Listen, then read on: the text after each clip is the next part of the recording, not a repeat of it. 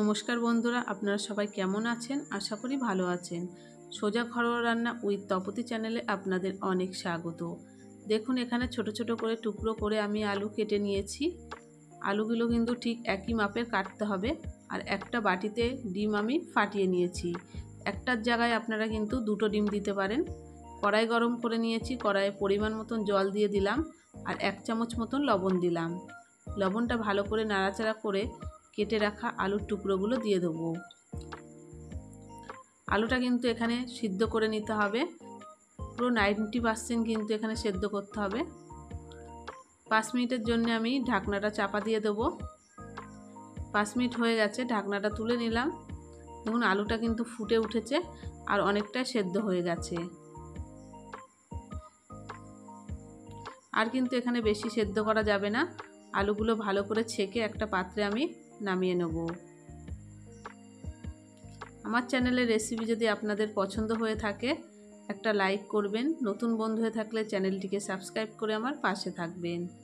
কড়াইটা কিন্তু ভালো করে পরিষ্কার করে ধুয়ে নিয়ে সর্ষের তেল দিয়ে দিলাম আর কালো জিরে ফোড়ন দিলাম। ভালো করে নাড়াচাড়া করে কেটে রাখা পেঁয়াজ কুচি দিয়ে দেবো। পেঁয়াজটা কিন্তু সুন্দরভাবে এখানে তেলের মধ্যে ভেজে নিতে হবে। অল্প পরিমাণ লবণ দিয়ে দেবো যাতে পেঁয়াজটা নরম হয়ে যায়।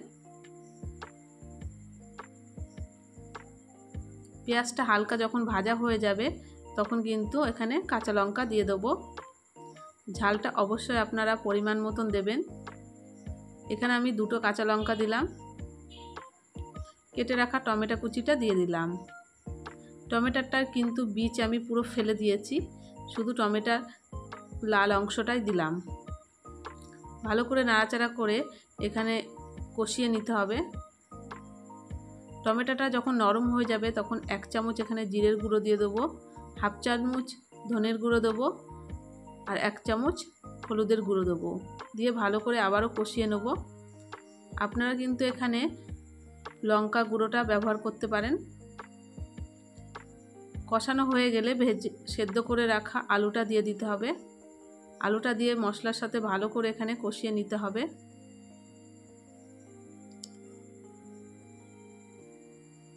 কষানো হয়ে গেলে ফাটিয়ে রাখা ডিমটা কিন্তু দিয়ে দিতে হবে। দেখুন অনেকটা কিন্তু আলুগুলো ভাজা ভাজাও হয়ে গেছে। এবারটা ডিমটা দিয়ে দেবো। ডিমটা দিয়ে ভালো করে কিন্তু এখানে আলুর সাথে ভেজে নিতে হবে, না হলে কিন্তু ডিমের কাঁচা গন্ধ বেরোবে, খেতে ভালো লাগবে না।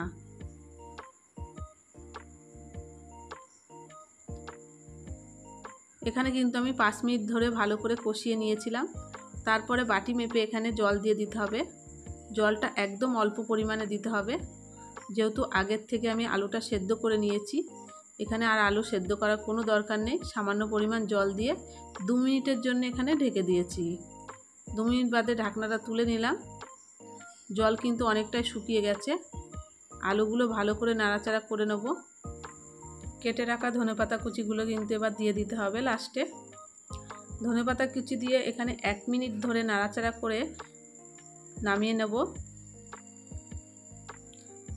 বেশিক্ষণ ধরে কিন্তু এখানে ধনেপাতাটা নাড়াচাড়া করব না, না হলে ধনেপাতার যে একটা গন্ধ থাকে সেটা চলে যাবে আর খেতে ভালো লাগবে না।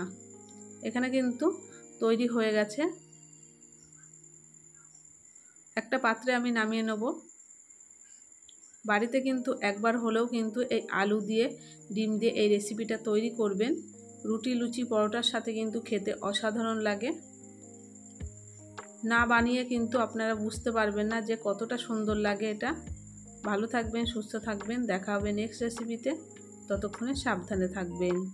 ভালো লাগলে একটা লাইক করবেন।